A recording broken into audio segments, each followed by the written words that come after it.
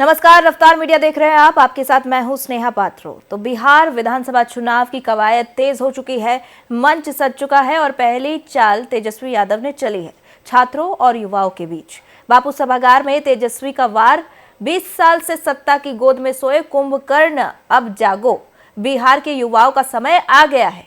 क्या ये सिर्फ एक भाषण है या चुनावी शंखनाद? क्या युवाओं का ये आक्रोश सत्ता बदल देगा? आज की बहस में यही सवाल है। क्या तेजस्वी का छात्र संवाद 2025 का गेम चेंजर बन सकता है? इस पर चर्चा करेंगे, लेकिन पहले एनडीए की ओर से इस पर तीखी प्रतिक्रियाएं सुनिए। पिताजी इनके लाठी बांटते थे और बेटा चले हैं कलम बांटने।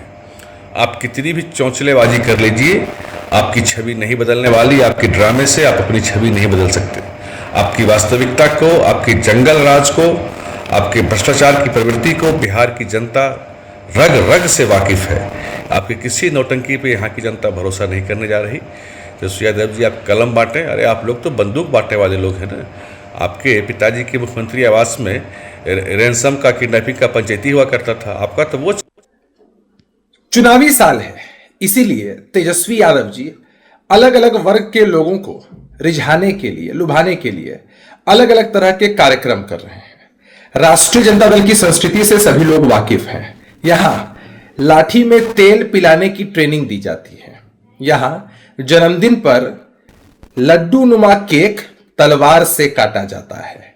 यहां की संस्कृति उदंडता की रही है। यहां पढ़ाई लिखाई की बात नहीं हो सकती है। अब तेजस्वी यादव जी युवाओं को रिझाने के लिए कलम बांटने की बात कर रहे हैं। इससे क्या फर्क पड़ेगा? बिहार के लोग जानते हैं कि जब इनके माता पिता को शासन करने का मौका मिला, तब इन लोगों ने बिहार का बेड़ा गर्क किया, नौकरियां नहीं दी, लोग पलायन को मजबूर हुए। तो तेजस्वी जी कोई भी वादा करे, कोई इन पर यकीन नहीं करे। चलिए इसी पर चर्चा शुरू करेंगे। हमारे साथ मेहमान जुड़ गए हैं, भारतीय जनता पार्टी से प्रवक्ता सुनील सेवक जुड़ गए हैं। सुनील जी, बहुत स्वागत है आज की चर्चा में। जनता दल यूनाइटेड से प्रवक्ता मनोज कुमार जुड़ गए हैं। मनोज जी, स्वागत है आज की चर्चा में। वहीं राष्ट्रीय जनता दल से प्रवक्ता दिनेश प्रसाद यादव जुड़ गए हैं। दिनेश जी, आपका भी बहुत स्वागत है आज की चर्चा में। और जैसा कि आज तेजस्वी यादव ने छात्र संसद बुलाया और संवाद किया, इस दौरान बड़ा मैसेज, एक बड़ा संदेश देने की उन्होंने कोशिश की। वो ये रहा सुनील जी कि 2025 में बड़ा बदलाव आ रहा है। क्या कहेंगे इस पर? बहुत ही प्रचलित कहानी है। एक माता अपने छोटे बच्चे के लेकर एक साधु के पास जाती है। ये कहती है कि साधु जी, मेरा बच्चा बहुत ही मीठा खाता है। साधु महात्मा उस बात को सुन, आप अपने बच्चे को 7 दिन के बाद लेकर आएंगे। 7 दिन के बाद वो माता पुनः अपने बच्चे को और बच्चा साधु जी के साथ बैठता है और साधु जी कहते हैं बच्चे मीठा नहीं खाना चाहिए, ये सबके लिए हानिकारक है। और ये कहकर चुप हो जाते हैं। उनकी माता जी को बोलते हैं कि जाइए आपका बच्चा मीठा नहीं खाएगा।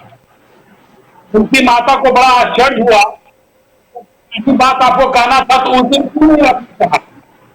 तो साधु महात्मा जी ने कहा, 7 दिन पहले मैं भी मीठा खाता था, लेकिन पिछले 7 दिनों से मैंने छोड़ दिया और तब मैं आज अपने बच्चों को कह रहा हूं, अपने बच्चों को कह रहा हूं। इसका मतलब ये है, अपने जीवन में आप उतारते हैं और वही चीज को अगर सामने वाला को कहेंगे तो उसका इम्पैक्ट पड़ेगा। अब भाई करिए कुछ आप, तो उसका इम्पैक्ट नहीं पड़ेगा। आज के छात्र संवाद का कारण यही है कि तेजस्वी ने जो संवाद किए छात्रों से, उसका कोई असर छात्रों पर नहीं पड़ा होगा, ये मेरा दावा है। क्योंकि तेजस्वी जी ने उन सारी बातों को अपने जीवन में कभी उतारा ही नहीं। इसलिए इस चीज का हमेशा ध्यान रखा जाए। अगर आप किसी से संवाद करते हैं, किसी से अपेक्षा करते हैं, किसी से कुछ सुनना चाहते हैं, उससे पहले आप अपने चरित्र को सुधार लें, अपनी आदत को सुधार लें। और तब अगर आप संवाद करेंगे, संवाद का कोई अर्थ निकलेगा, तो इम्पैक्ट पड़ेगा। तेजस्वी जी, आपको अभी बहुत जरूरत है अपने आप में एक बदलाव लाने की, इसी संवादहीनता जो संवाद आप बातों से कर रहे हैं, अगर ये संवाद आप अपने परिवार में किए होते तो आपका भाई आज विरोधी नहीं होता, आज आपके लोग विरोधी नहीं होते, ठीक है। आपके पार्टी के कार्यकर्ता आपके भाव के कारण आपके विरोध नहीं होते, क्योंकि वो जानते हैं कि किसी प्रकार से सीधा संवाद नहीं होता है। ठीक है दिनेश जी, इस पर जवाब दीजिएगा, क्योंकि आज राजद तेजस्वी यादव के नेतृत्व में छात्र संसद बुला रही है, छात्रों और युवाओं से संवाद कर रही है और ये दावे कर रही है कि बड़ा बदलाव आ रहा है। 15 साल से आपकी पार्टी सत्ता में रही, क्या बदलाव आया था, क्या ठोस कार्रवाई या कदम आपने उठाए थे युवाओं के लिए, छात्रों के लिए? दिनेश जी।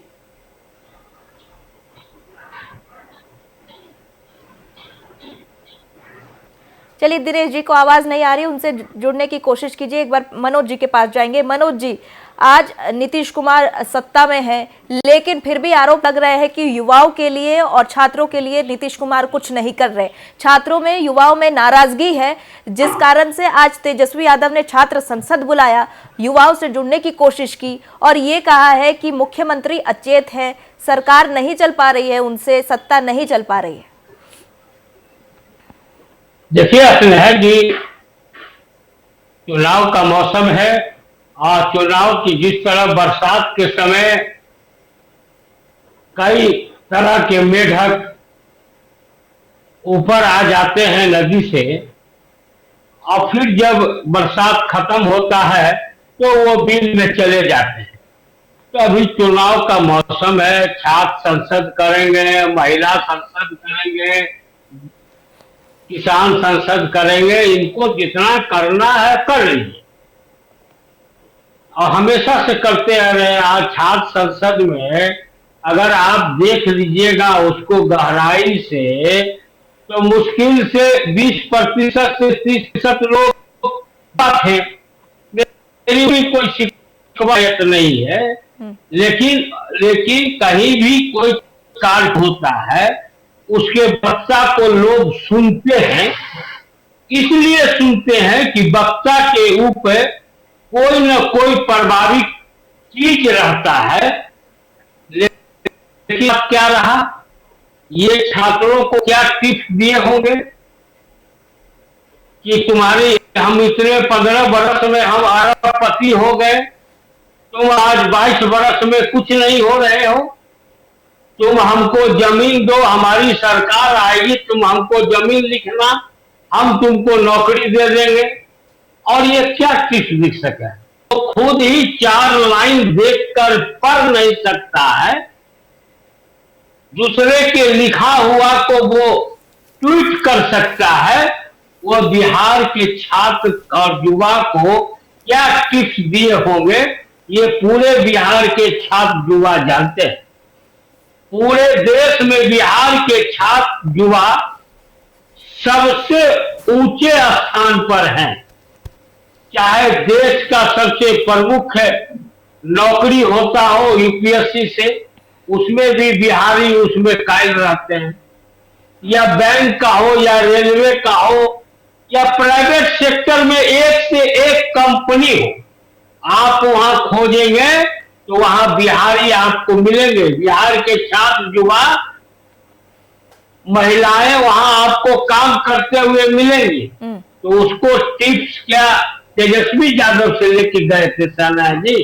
ठीक है मनोज जी, लेकिन जिस तरह से जो भीड़ आज छात्रों की और युवाओं की नजर आई छात्र संसद में, जो भीड़, जो तादाद में छात्र वहां पहुंचे थे, आपको नहीं लगता कि एक के बाद एक जो परीक्षा और शिक्षा तंत्र में घोटाले हुए, उस कारण से छात्रों में और युवाओं में कहीं ना कहीं नाराजगी है, जिस कारण से आज छात्र संसद में इतनी भारी तादाद में उनकी भीड़ पहुंची है तेजस्वी यादव को सुनने के लिए? ये प्रश्न मनोज जी से। लो हमसे पूछिए जी जी मनोज जी, आप ही से। बहुत अच्छा आपने सवाल किया। आप भी मुझे 50 लाख रुपया की व्यवस्था कर दें और इससे ज्यादा भी आपके सभा के लिए हम कर देंगे। अपने बल पर कोई नहीं आता है। इनके सभा में खाना खिलाने के नाम पर, पटना घुमाने के नाम पर, और जिन लोगों को टिकट चाहिए उन लोगों के द्वारा वहां से लोगों को यहां लाया गया है।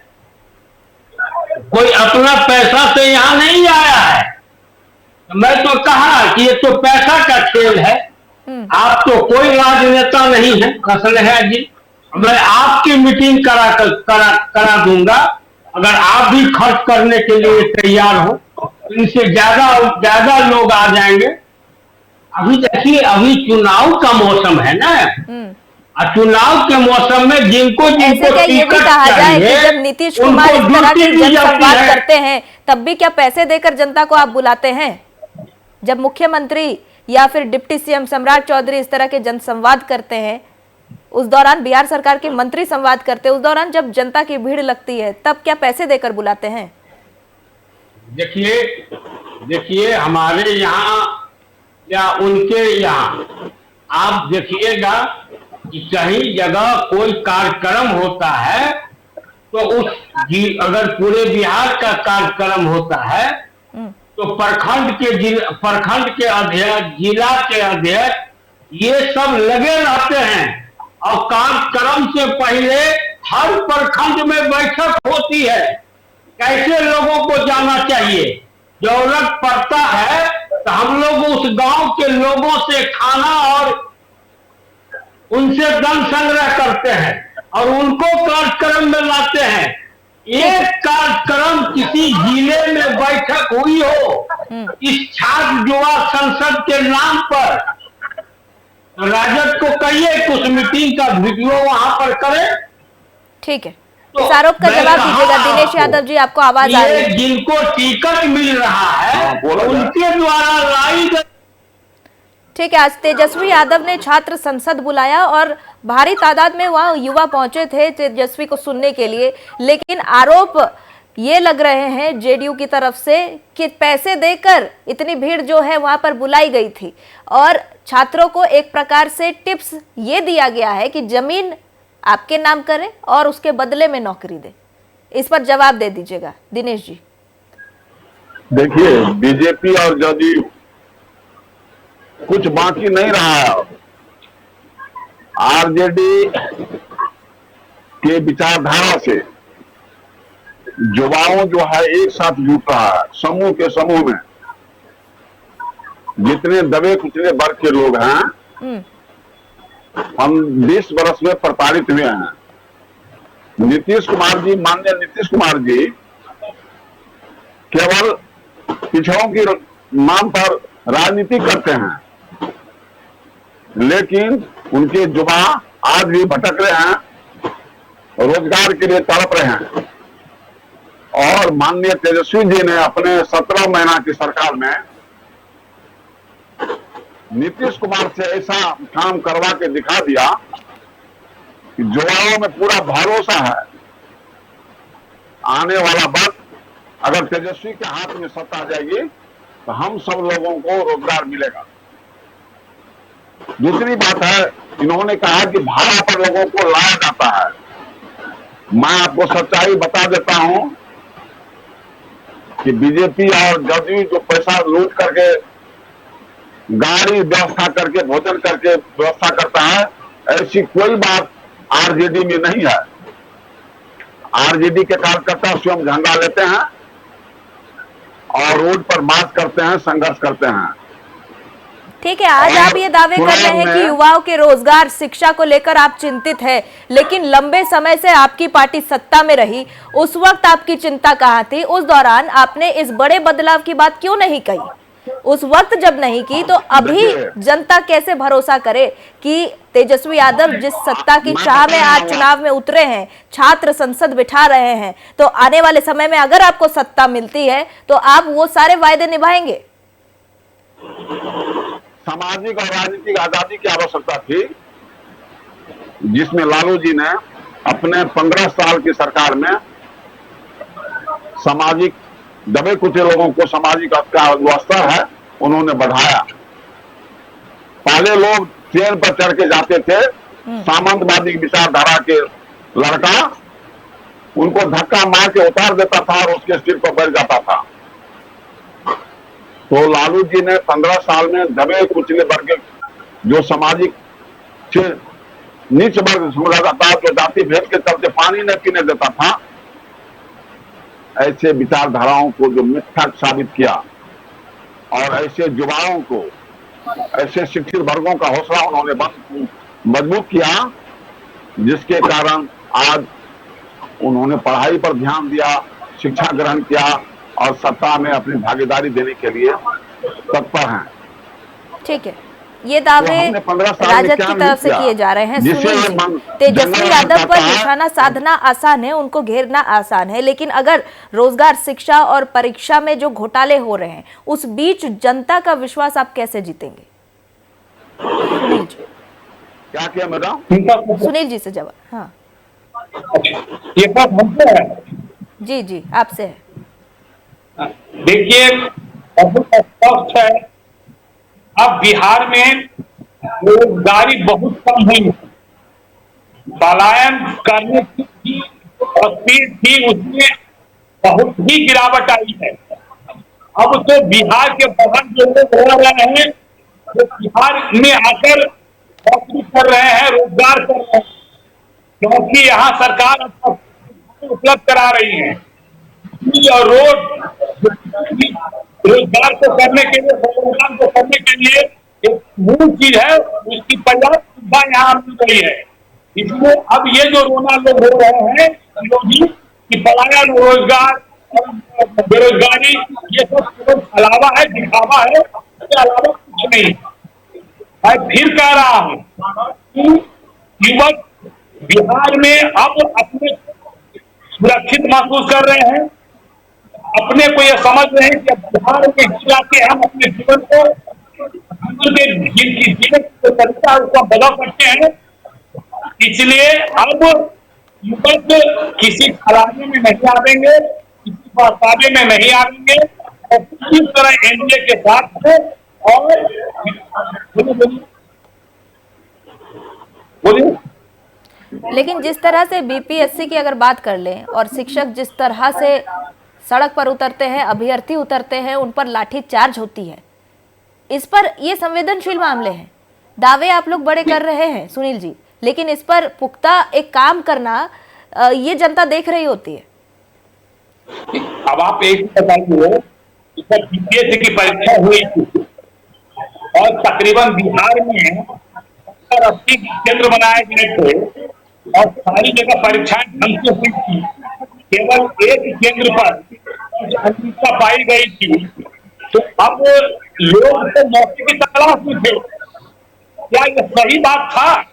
एक केंद्र के कारण हम बच्चों को परेशानी में डालते? तो ये तो एक प्लांटेड ये प्रोग्राम बनाया गया सरकार को घेरा जाए। सवाल है कि अगर आपके लोग गलती करेंगे तो एक गलती की सजा पूरे समाज को मिल जा सकती ना। इसलिए ये सब कहना कि बीपीएससी पर अन्याय हुआ, लाठीचार्ज हुआ, सही ठीक नहीं है। उन लोगों ने जानबूझकर आप वही तेजस्वी यादव की राष्ट्र में जाकर गर्दनीबाद में बैठ के लोगों को उठाया, यही सीखे ज्यादा से लोगों को उठाया, उनके बहकावे में आकर सड़कों पे आए, अवैध व्यवहार किए, नतीजन पुलिस उनको इसी से रोकी और जब उन्होंने उसका प्रतिरोध किया तो पुलिस अपने बचाव में लाठीचार्ज की, न कि कोई ऐसी योजना थी छात्रों को पीटने की, छात्रों को पीटने की। ये विरोधियों के द्वारा जानबूझकर उठाया गया कार्यक्रम था और जिस पर आज लोग बनाने का काम कर रहे हैं। लेकिन मैंने कहा ना कि बिहार के विद्यार्थी, बिहार के छात्र राजनीतिक रूप से इसका जागरूक रखते हैं, वो सब चीज को समझते हैं। ठीक है, मनोज जी के पास एक बार जाएंगे। सुनील जी, आपकी आवाज थोड़ी ग्लिच हो रही है, इसलिए फोन थोड़ा सामने कर लीजिएगा, तब तक हम मनोज जी के पास जाएंगे। मनोज जी, जैसे कि आज तेजस्वी यादव ने मुख्यमंत्री को कुंभकर्ण कहा है, जेडीयू को कुंभकर्ण कहा है, तो क्या कह सकते हैं ये ठहराव जो नीतियों की ठहराव है बिहार में, इसे लेकर उन्होंने ये कहा है, क्या इस कारण ये कारण है कि मुख्यमंत्री को अचेत बोलने के पीछे ये कारण है कि कोई बड़ा विजन नहीं नजर आ रहा है युवाओं को लेकर, छात्रों को लेकर सरकार की ओर से। देखिए स्नेहा जी, छाती पीटने का काम सरकार नहीं करती। आज 2005 के बाद से कितने यहाँ पावर ग्रिड का निर्माण हुआ, कितने बड़े बड़े सड़कें का निर्माण हुआ, कितने हाईवे का निर्माण हुआ, कितने इंजीनियरिंग कॉलेज बना, कितने मेडिकल कॉलेज बना, एनएच में तब्दील करके कई जगहों पर सड़कें बनी।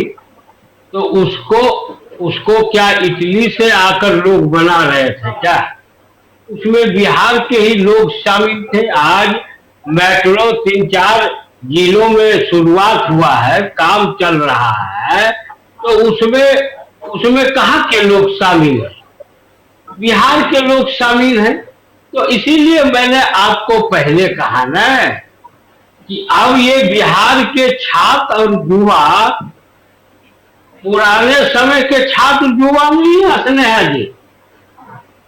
अगर सरकार काम नहीं करेगी तो उनको उतार कर फेंक देने की ही क्षमता इस यहाँ के छात्र युवाओं में है, और इन्होंने काम नहीं किया। अभी बता रहे थे कि सामंतवादी वाले लोग बस में से, सीट में से उठा देते थे। तो उस समय किनकी सरकार थी जिसके साथ आज राजद वाले गलबहिया मिला रहे हैं? उन्हीं की सरकार में थी उससे पहले। तो कौन आदमी इसको किया भाई? और आपने दलितों को ठगने का काम किया, आपने अल्पसंख्यकों को ठगने का काम किया, आपने छात्र युवाओं को ठगने का काम किया। इसीलिए 2005 में बिहार के लोगों ने आपको उठा के फेंक दिया। और जो बातें ये आज बोल रहे हैं, ये तो लगातार ये बोलते आ रहे हैं।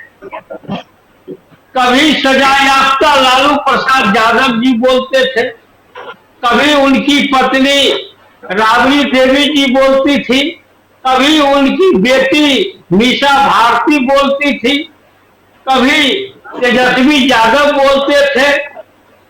तो उसके बाद भी तो जनता ने उनको अपनी औकात बता दी। इसीलिए हम लोगों के ऊपर वो तो ये दावे कर रहे हैं कि आप जब उनके साथ गठबंधन में थे उस दौरान जो 10 लाख नौकरियों का वादा तेजस्वी यादव ने किया था वो उन्होंने पूरा किया है। हालांकि गठबंधन आपने तोड़ा लेकिन वादा उन्होंने पूरा किया है। ये दावे आरजेडी की ओर से किए जा रहे हैं, इस पर आप क्या तथ्य रखेंगे?